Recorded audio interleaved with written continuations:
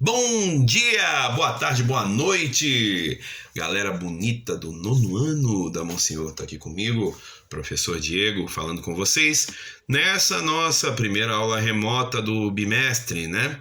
Nós começamos as nossas aulas de modo remoto, né? Online. E hoje eu venho aqui para a gente debater sobre a primeira atividade que vocês receberam, certo? Vocês receberam uma atividade ou receberão sobre os momentos finais da Primeira Guerra Mundial. A gente teve aulas no bimestre passado de Primeira Guerra Mundial até a formatação da guerra, né? Até aquela questão da guerra de trincheiras e de movimento. E agora a Primeira Guerra Mundial ela é bem dinâmica no sentido da explicação, porque a gente já dá para partir para o final, né? A guerra ela tem várias batalhas, um país vai dominando o outro em algum momento, mas o que nos importa nessa situação é o fim da guerra. E eu montei uma atividade com 7 questões, onde nós vamos tratar desses momentos finais das principais consequências desse conflito, ok? Então, são 7 perguntas, eu vou ler as perguntas e vou fazer a explicação. Lembrando que as respostas estão no livro entre as páginas 81 e 84, certo? Então, fiquem atentos às páginas que vocês vão encontrar as respostas. Vamos às perguntas? Vamos lá? Bora nós? Vem comigo.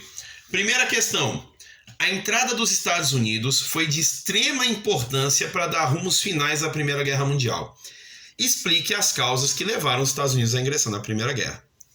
É notório, a gente sabe, que sempre que os Estados Unidos entram numa guerra, principalmente nesse momento da Primeira e da Segunda Guerra, normalmente é os Estados Unidos que ganha, né? Não são chamados de senhores da guerra à toa, né? É um país muito forte militarmente falando, principalmente no século XX, século XXI então nem se fala. Mas por que, né, os Estados Unidos entrar na guerra? Primeiro é importante a gente frisar que no começo da Primeira Guerra Mundial, os Estados Unidos ele aparece como fornecedor de armas. Ele não está ligado aos confrontos diretamente, mas está indiretamente vendendo armas, como sempre fizeram e sempre adoraram fazer. Armar o mundo para ver o mundo se matar entre eles, né? Entretanto, a saída da Rússia, que viria posteriormente, mas a Rússia bem enfraquecida, a demora no desenvolvimento da guerra, né, a perca de investimentos e principalmente alguns navios americanos afundados por inimigos alemães fizeram os Estados Unidos tomar a decisão de entrar na guerra do lado da Tríplice Entente, né? Inglaterra e a França, né? A Rússia estava em vias de sair da guerra. E a Itália, né? A Itália que muda de lado, né? Sai da aliança para a Entente. Os Estados Unidos entram aliado dessa galera para derrubar a Alemanha, que vinha muito bem, né, nos conflitos, né? A Alemanha é um exército muito forte. Então, vendo que poderia perder todo o investimento feito em armas, né, vendo a Tríplice Entente perdendo peças importantes, os Estados Unidos entra para contribuir na derrota da Alemanha e também, né, porque a Alemanha começou a atrapalhar o processo de venda de armas americanas. Ok? Então, resposta do primeiro quesito está aí. Na página 81 vocês podem ler com calma, tá? Lembrando que depois da entrada dos Estados Unidos, o Brasil também entra, né? Sempre entrando ali, digamos assim, na barra da saia dos Estados Unidos, né? Sempre apoiando eles, certo? Página 81, essa resposta na página 81. Quesito 2, vamos lá. É sabido que a participação grandiosa do Exército Brasileiro ocorreu na Segunda Guerra, interessante. Na Segunda Guerra Mundial, o Exército Brasileiro foi muito bem, né? Os pracinhas brasileiros lá na Itália deram um espetáculo. Foi difícil, mas tiveram participação bem exitosa. Entretanto, houve uma modesta participação nas tropas brasileiras na Primeira Guerra. Busque no livro as características dessa participação. Na página 81 também tem 4 tópicos que falam sobre isso. Então vamos lá. O que o Brasil contribuiu na Primeira Guerra? Com navios, né? Com pilotos de avião, com oficiais de exército e principalmente com médicos enfermeiras, né? A principal função do Brasil na Primeira Guerra foi trabalhar nessa área da saúde, né? Também na distribuição de alimentos, mas principalmente na questão da saúde dos combatentes. O Brasil não teve um exército assim, uma divisão de exército que foi para a guerra batalhar. Tinha lá uma galerinha e tal, mas não era uma divisão. Na Segunda Guerra Mundial, aí houve a Força Expedicionária Brasileira, a FEB, que foi à guerra, foi lá em Monte Castelo, fez todo o trabalho, ajudou diretamente no final, na rendição italiana, na Segunda Guerra Mundial, que foi muito importante. Na primeira, a participação foi mais modesta, ok? Então, na página 81 também você responde o segundo quesito. Pergunta 3. Vamos lá? Outro fator fundamental para a finalização da Primeira Guerra Mundial foi a saída das tropas da Rússia. Escreva quais circunstâncias condicionaram os russos a deixarem a guerra.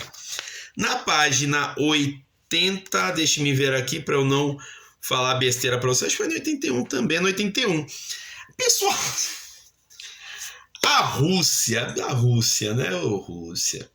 A Rússia, pessoal, entrou nessa guerra de gaiato. Ela já tinha perdido anteriormente uma guerra para o Japão, né? Pelo território da Manchúria. A Rússia não tinha um exército forte, a Rússia não tinha condições bélicas, armamentistas de participar da guerra. A Rússia vinha sendo massacrada pela Alemanha, o exército russo vinha sendo aniquilado pelos alemães, até que chegou uma hora que não tinha mais como. O povo russo começou a se revoltar com isso, né? E isso fez com que pessoas ligadas a ideias socialistas, que é um assunto que a gente vai tratar mais pra frente, que é a Revolução Russa, começassem a pensar em tirar o rei, né? Vou usar o termo rei, o termo é czar, mas eu vou usar o termo rei, imperador da Rússia do jogo, né? E aí surge a tal Revolução Russa, que transforma a Rússia em União Soviética, né, num país extremamente socialista. E por conta desse amasso que vinha levando da Alemanha e da Revolução Russa, a Rússia deixa a guerra, assina um tratado com a Alemanha e sai fora. Mas a Rússia não tinha condições, entrou nessa guerra para manter alianças políticas, mas não tinha condição nenhuma de participar. É um país muito grande, com uma boa estratégia espacial, mas um exército que não funcionava muito bem, não. Importante salientar isso. Questão 4. Explique qual dos grupos militares venceu a Primeira Guerra Mundial e qual o saldo humanitário negativo dos conflitos. Quem venceu, a gente sabe, foi a Tríplice Entente, muito com a ajuda dos Estados Unidos, né?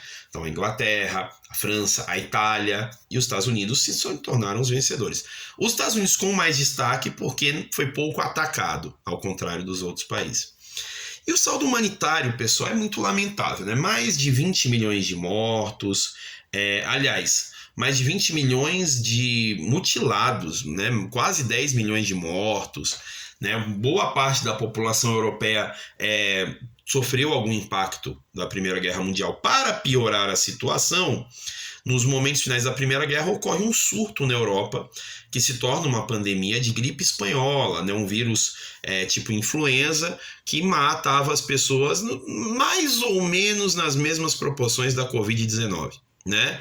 Foi um processo muito complicado também, que inclusive teve influência no Brasil, né? Algumas pessoas aqui no Brasil também morreram de gripe espanhola, e que por sinal não surge na Espanha, surge na França, mas começa a ser noticiada na Espanha. E durante a guerra a gripe espanhola já estava forte, né? Não se deu prioridade à gripe espanhola porque a guerra era prioridade, mas inclusive dizem que esse foi um dos fatores que fez a gripe espanhola se agigantar ainda mais, né? Os movimentos da guerra. E com isso, o saldo humanitário ele é muito ruim, né? Apesar de alguns avanços na tecnologia, com desenvolvimento, por exemplo, de tanques de guerra, de novos armamentos, cirurgias plásticas que surgiram nessa época, alguns remédios, avanços na medicina, mas o preço que se pagou por isso foi muito alto, né? Milhões de mortes, milhões e milhões de feridos e doenças, enfim, né? O saldo não é dos melhores, é muito ruim, ok? Respondendo a questão 4. Questão 5. Não bastando os problemas bélicos da guerra, o período da Primeira Guerra também seguiu com a gripe espanhola. Pesquise sobre esse momento. O livro ele não cita a gripe espanhola, então eu propus essa questão para que você pesquise, para que você leia sobre, né, veja na internet algum conteúdo e explique em poucas palavras e linhas o que foi essa gripe espanhola. Anteriormente, né, respondendo a questão 4, eu acabei fazendo até um spoiler, né? Então fica mais fácil. Questão 6. A Alemanha, a maior derrotada na Primeira Guerra Mundial, sofreu consequências gravíssimas com a assinatura da rendição, né? Ou seja, se renderam, perderam a guerra, através do Tratado de Versalhes. Cite as duras obrigações que a Alemanha tinha a cumprir com este tratado.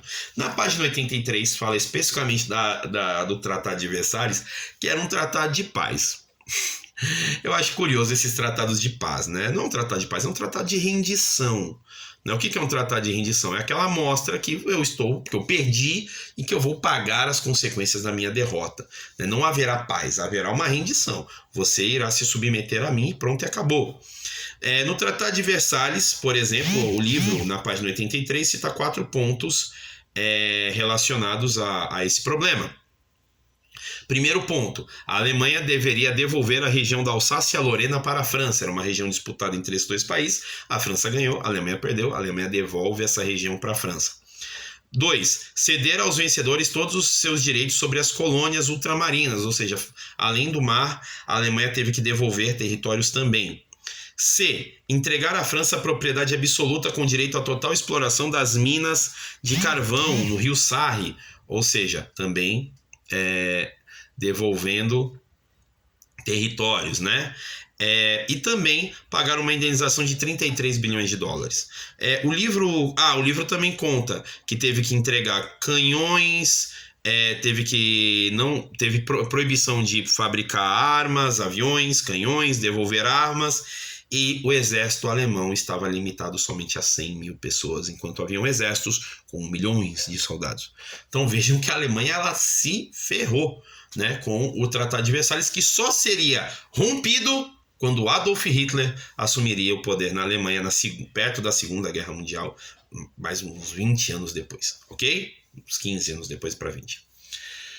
Última questão, questão 7. Está na página 84 a resposta. Qual a função da Liga das Nações e por que ela foi um fracasso? Pessoal, a Liga das Nações foi um conjunto dos países que venceram a guerra. Estados Unidos, a Inglaterra, a França, a União